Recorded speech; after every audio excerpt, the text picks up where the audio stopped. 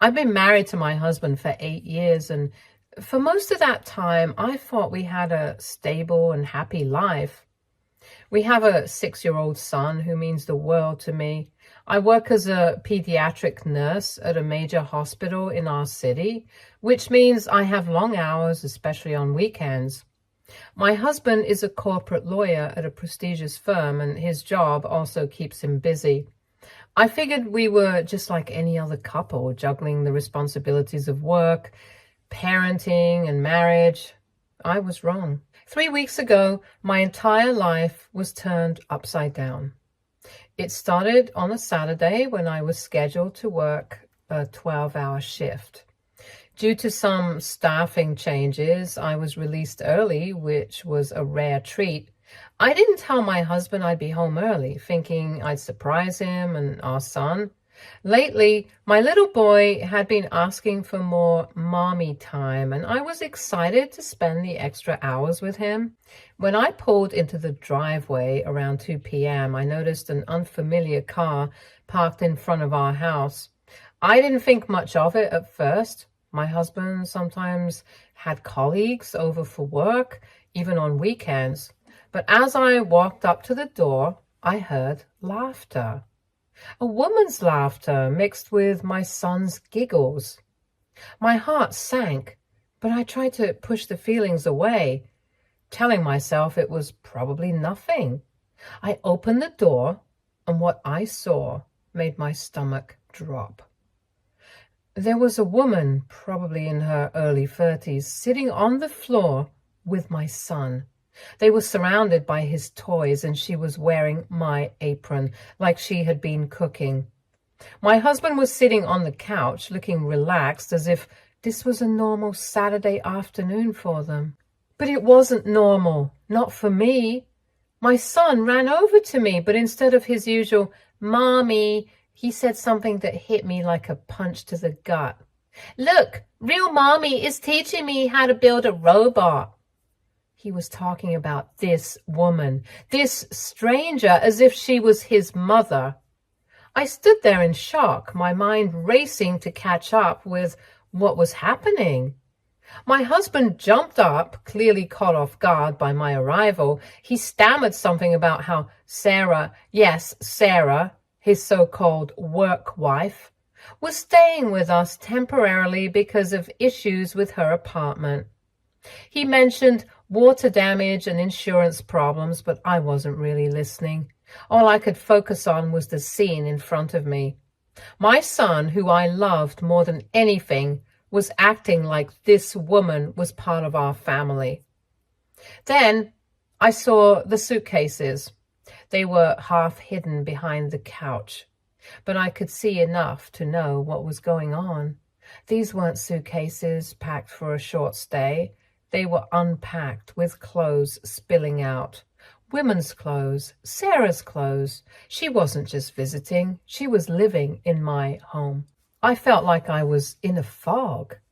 I don't even remember what I said next, but I know I walked upstairs to our bedroom, grabbed a suitcase, and started packing my things. My husband followed me, trying to explain, but his words barely registered. He kept saying I was overreacting, that Sarah's situation was temporary, but nothing made sense to me anymore. How long had this been going on? How long had this woman been in my house pretending to be my son's mother? What my husband didn't know was that 2 weeks earlier, I had already found something suspicious. I was looking for some tax documents in his office when I stumbled upon a folder filled with papers he had clearly been hiding.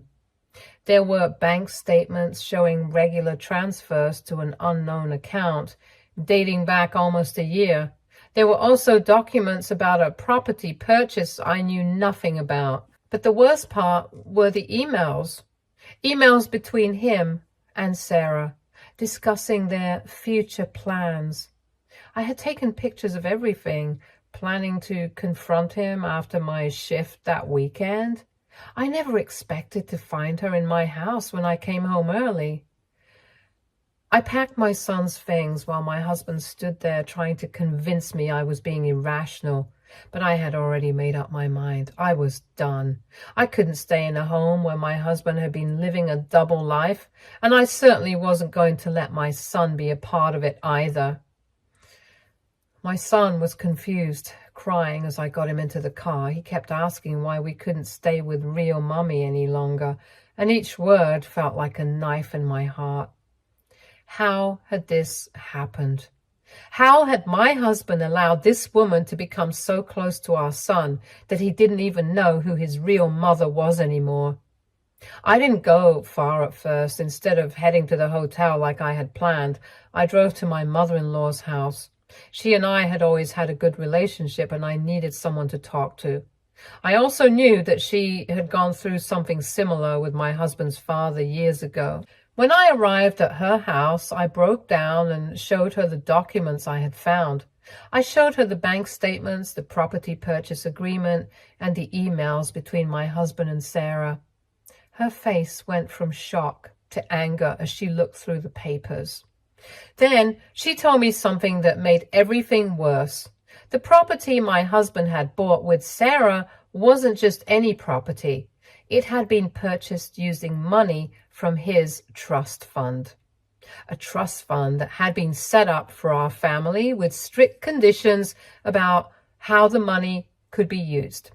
The betrayal hit me like a ton of bricks. Not only had my husband been cheating on me with his work wife, but he had used money meant for our family to build a life with her. My mother-in-law was furious, and I could see the pain in her eyes as she realized what her son had done. The next few days were a blur. I checked into a hotel with my son, paying in cash so my husband couldn't track us. I contacted a divorce attorney recommended by a colleague, someone who was known for handling high-profile cases discreetly.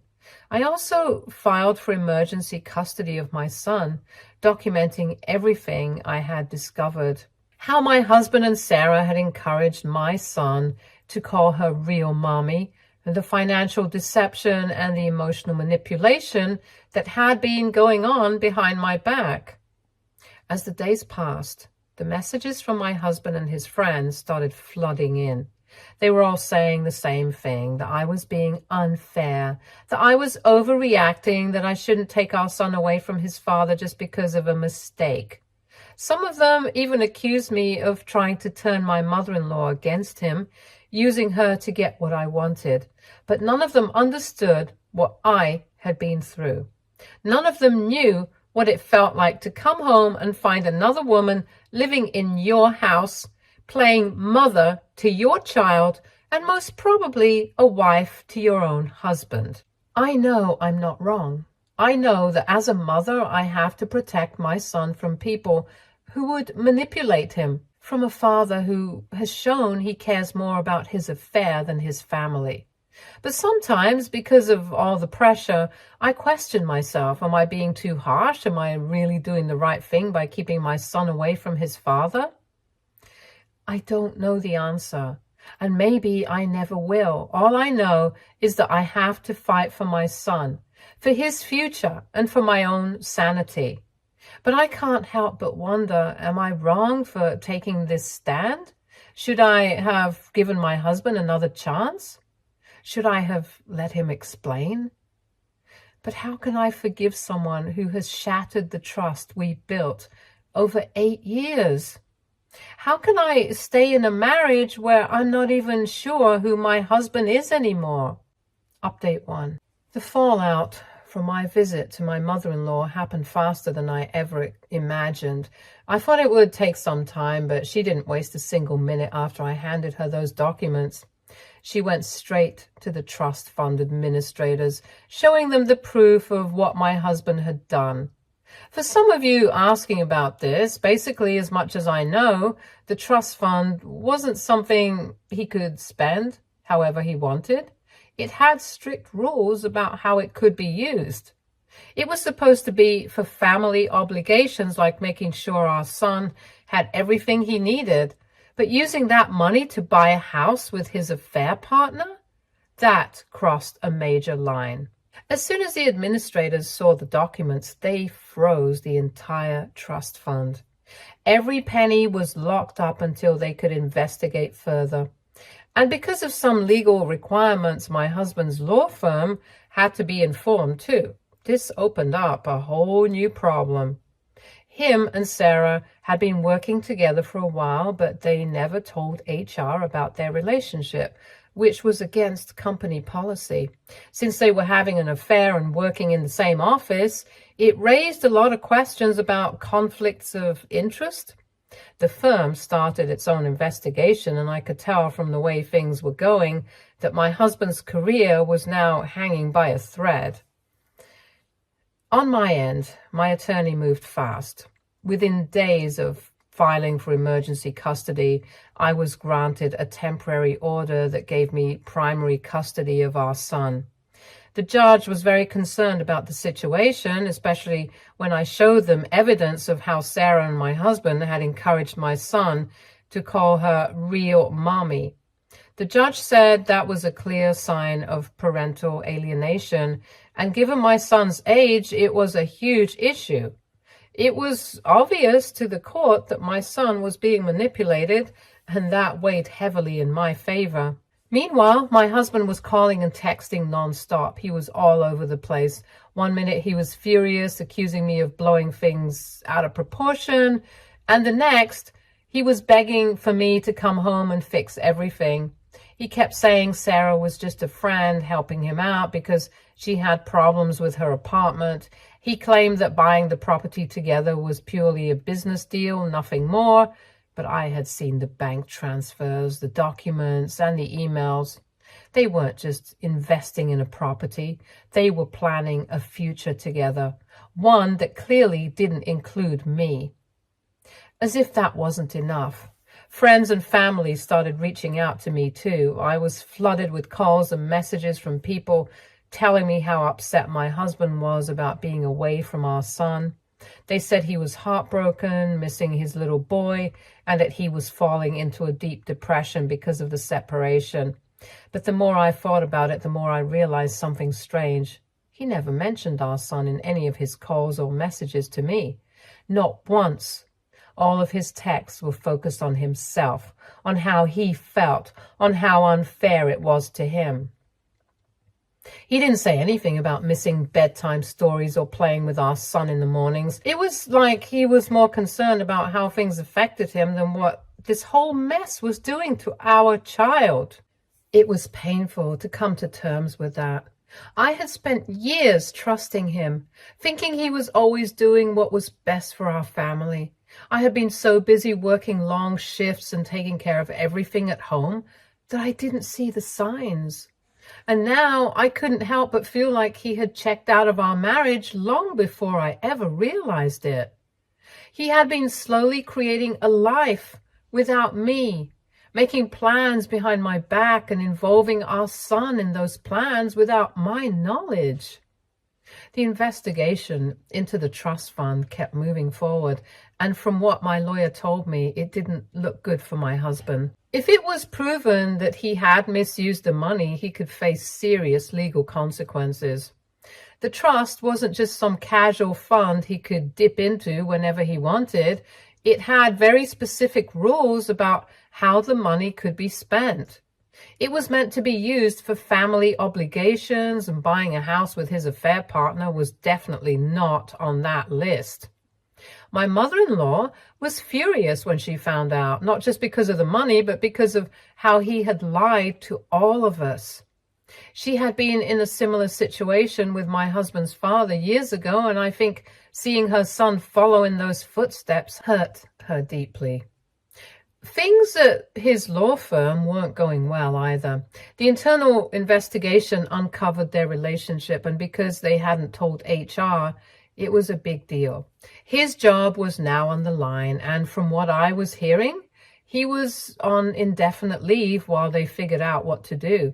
His career, which he had worked so hard for, was now in jeopardy because of his own choices.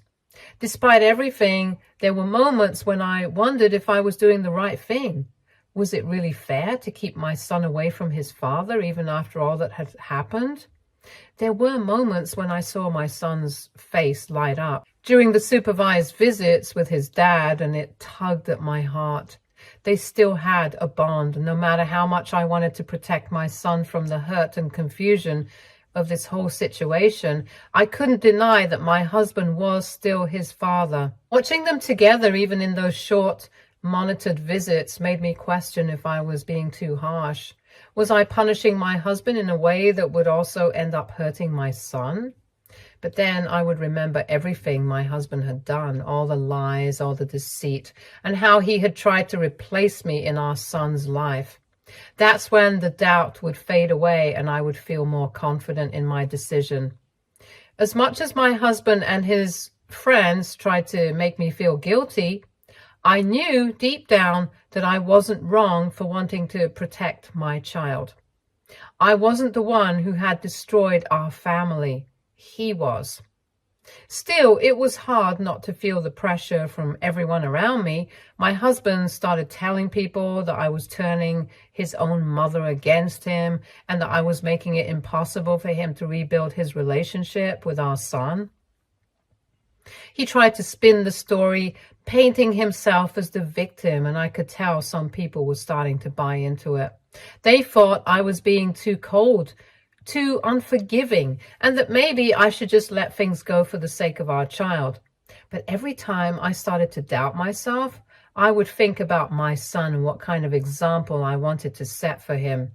I wanted him to know that it was okay to stand up for yourself, that it was okay to demand respect, even from the people you love the most. So while my husband continued to spiral, losing his grip on both his career and his finances, I focused on what mattered, keeping my son safe and giving him the stability he needed during this chaotic time. I wasn't going to let my husband's bad decisions drag us down any further. Update 2. The situation at my husband's firm has gotten much worse. What began as an investigation into his relationship with Sarah has turned into something much bigger. More employees started coming forward with stories about my husband and Sarah acting inappropriately at office events.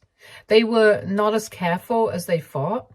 People noticed that they were getting too close at work parties and company retreats, and rumors had been going around for a while.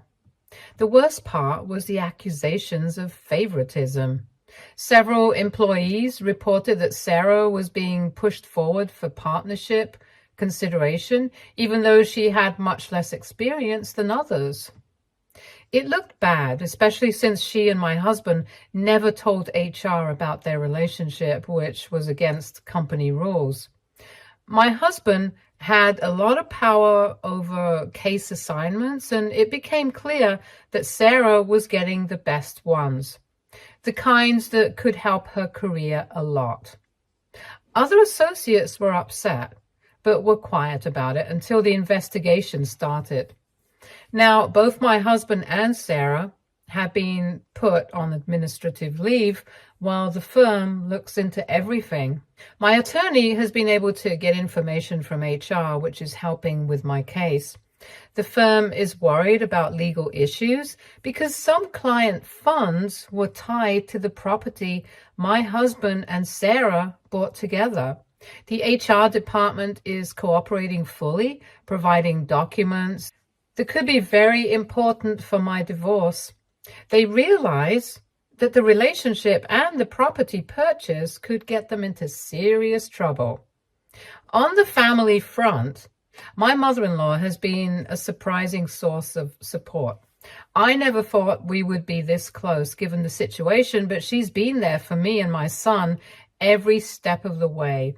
She is angry with my husband for bringing shame to the family. After everything she went through with his father years ago, she's doing everything she can to support me. She helps with my son, who is confused and sad. He knows something is wrong, but he doesn't understand the full picture. My son has started seeing a child psychologist who knows a lot about parental alienation. This has been very helpful. The therapist noticed troubling patterns in how my husband and Sarah were influencing my son's feelings about me while I was at work. They were subtly making him think I wasn't around for him and that Sarah was more of a mother figure. It's heartbreaking to think they were doing this. The therapist explained that this could affect my son in the long run if we didn't deal with it quickly. I'm grateful we caught it early and can work to fix his perception of me as his mom. Meanwhile, the trust fund investigation uncovered even more problems. It seems that the property's purchase with Sarah was just the start. There were multiple financial issues that violated the trust's rules. My husband made some questionable investments and started undisclosed business ventures with Sarah without telling anyone. The more the trustees looked, the worse it got. Now they are working to take away his access to the trust fund completely, which would have a big impact on his finances. It's hard to understand how much my husband has kept from me. I thought I knew him well, but each new piece of information showed me how little I actually understood. The fact that he risked our family and his career for this affair is shocking. He has been calling me and texting nonstop, trying to downplay everything. He kept saying I was overreacting and that Sarah was only a close friend, but the evidence is clear, and I don't believe him anymore. I have stopped replying to his messages. There's nothing left to say. He tries to blame me, saying I was too focused on my career and not enough on him, but that's just another excuse. I know his choices are his own, and now he has to deal with what he has done. As for Sarah, I have no idea what she's thinking. I've heard she's been keeping a low profile, hoping that this will blow over, but I doubt it will. Her career is also in jeopardy, and with the investigation looking closely at their finances, she is in trouble too. I can't help but wonder if she regrets being involved with my husband, especially with everything happening. But honestly, I don't care. She knew he was married and that he had a child, and she chose to be a part of this anyway. I don't feel sorry for her. Through all of this, I've learned that people can surprise you both positively and negatively. I never thought my mother-in-law would become such a great support for me, but she has stepped up in ways I didn't expect. Meanwhile, my husband's friends have reached out trying to defend him. They tell me he's really upset about being away from our son, but they don't understand that he has done this to himself. They don't know how he's been acting or the evidence I have. My focus now is on my son and healing. I want to ensure he knows I'm his mother no matter what anyone else says. I've been working hard to keep things stable for him, and I hope that in time he can see the truth of what's happening. I'm still not sure where all of this will lead us, but I know I need to protect my son and myself from the damage my husband and Sarah have caused. As each day passes, I wonder how this will all play out. I know the road ahead will be tough, but I'm determined to fight for my family and my son's future. At least I have you guys to guide me through this. Update 3. Everything has truly fallen apart for my husband, and the consequences of his actions are much bigger than even I expected. The law firm officially completed their investigation, and both my husband and Sarah have been fired. What they uncovered was far more than just a personal relationship between them. It turns out that they had been using company resources, including confidential client information, to help with their personal business ventures. This is a massive ethical violation, and the firm wasn't going to take it lightly. It was enough to not only cost them their jobs, but also alert the State Bar Association. Now, the Bar Association has launched its own investigation into their actions. This could lead to my husband and Sarah losing their law licenses altogether. It's one thing to lose a job, but losing the ability to practice law could ruin their careers for good. Several clients whose confidential information was compromised have already been notified, and 2 of them are considering filing formal complaints. If they go through with it, my husband and Sarah could be facing serious legal consequences on top of everything else. The situation with the trust fund has also been settled. My husband's access to the trust has been permanently revoked. After the trustees reviewed the evidence, it was clear that he had been violating the conditions of the trust for over a year. He'd been secretly diverting funds and trying to cover his tracks with financial tricks. But it wasn't enough to hide what he'd been doing. The remaining money in the trust will now be held for our son's future. But my husband no longer has any control over it. This means he's lost not only his career, but also his financial safety net. I can't imagine what he's feeling right now. But again, these are consequences he brought on himself. As for Sarah, I've heard she's moved out of our house. She's apparently gone back to her apartment, the one that she'd claimed had water damage.